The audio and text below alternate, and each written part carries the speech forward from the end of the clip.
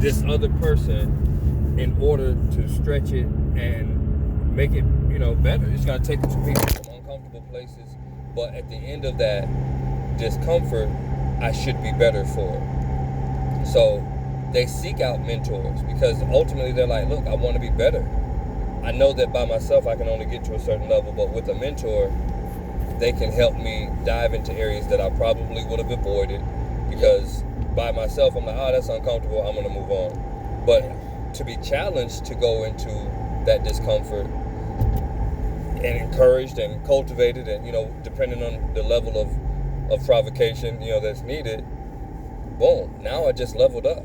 And I just realized, well, I didn't realize, I just recently found out that Mr. Beast has a mentor. Of course. And the mentor didn't even necessarily know more about YouTube than he did. He just knew a little bit about keeping a reputation, managing things, and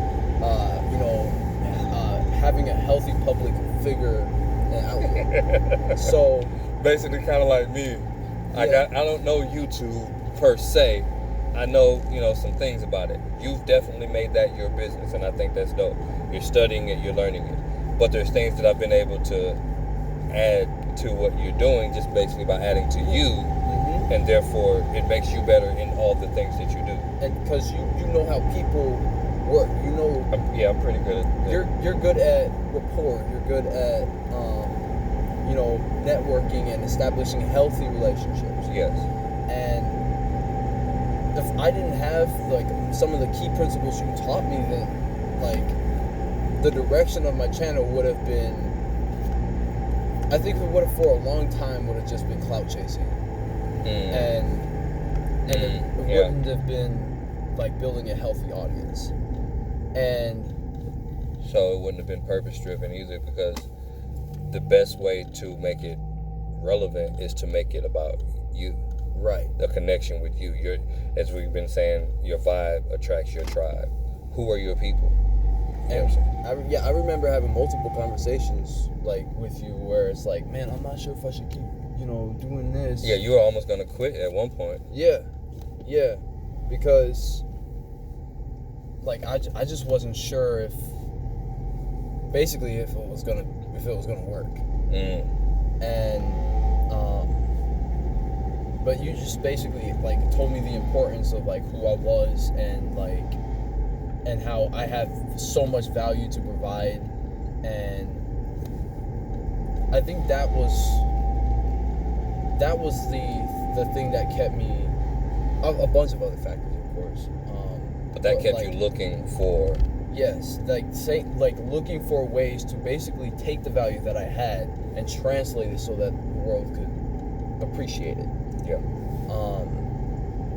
And it's not just based on what other people are doing anymore. And I also found out Mr. Beast, quote mentor.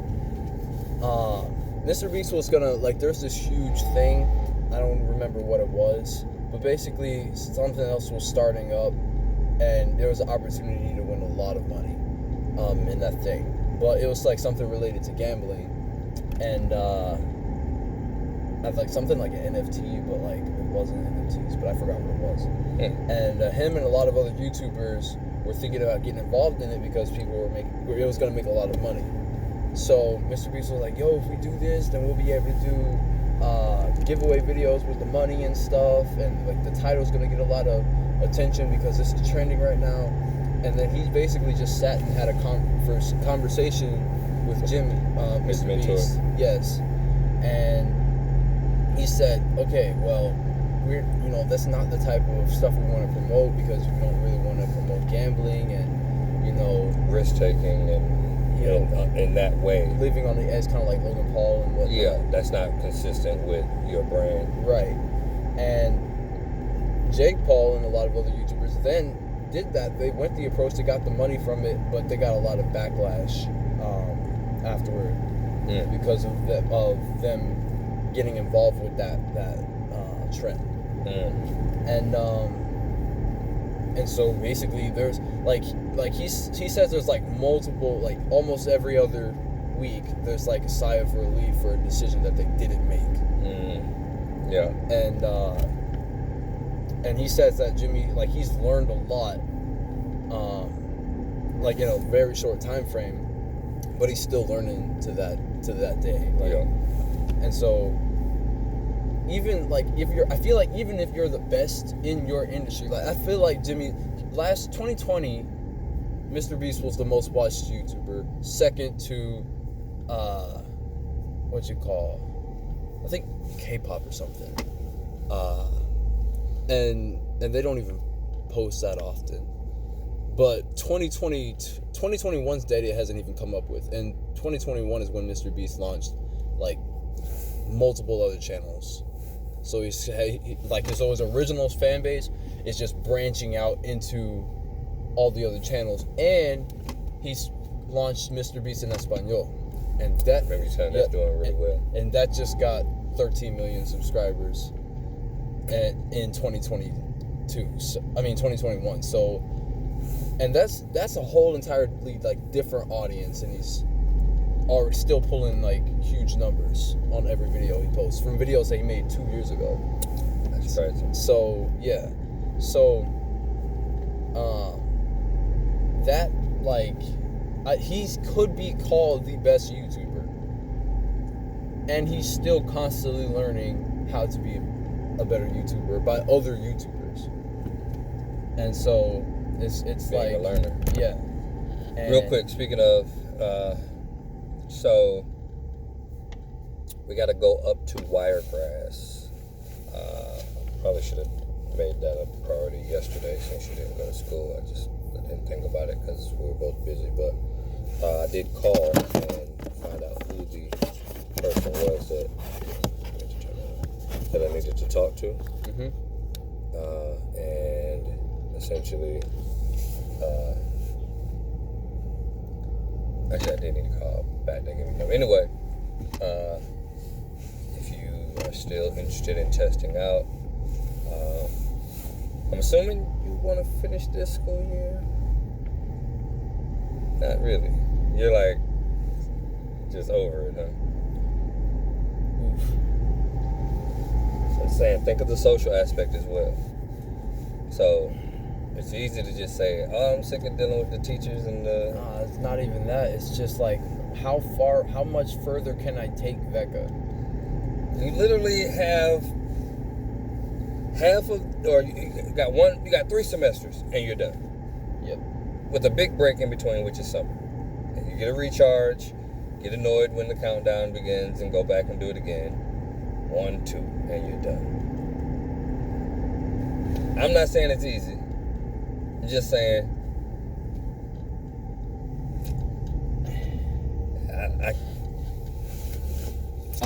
once you what if I take that test and it's like super easy? It's probably going to be easy. Like, I'm not trying to, I don't want to encourage, I don't want to over encourage or under encourage. Dang, we got a Zoom I need to jump on. Dang, I forgot about it. I'm just like, okay, what more can I draw from going to VECA right now? That's all I'm trying to. I'm not trying to like quit. I'm not saying it's too hard. Like my report card, every single class except for math was an A, and that's just because I didn't turn in a project, because I just focused on everything but the project. Right. And like my school stuff. I mean my business stuff instead. Mm-hmm. So I'm like, yeah, I could choose to spend 180 more days going to a place that doesn't really contribute to my, I guess my business future and my educational value. Like as far as educational value, I believe it's beneficial to a lot of people. Gotta be it. What more? And again, I quote, like, nobody's going to see all the opportunities in everything when they make a decision a lot of the time. Mm-hmm. And of course, I'm trying to follow the principle of look at all your options before you make a decision. But in this decision, it's just like, I'm honestly like looking for a reason to stay in school. Gotcha.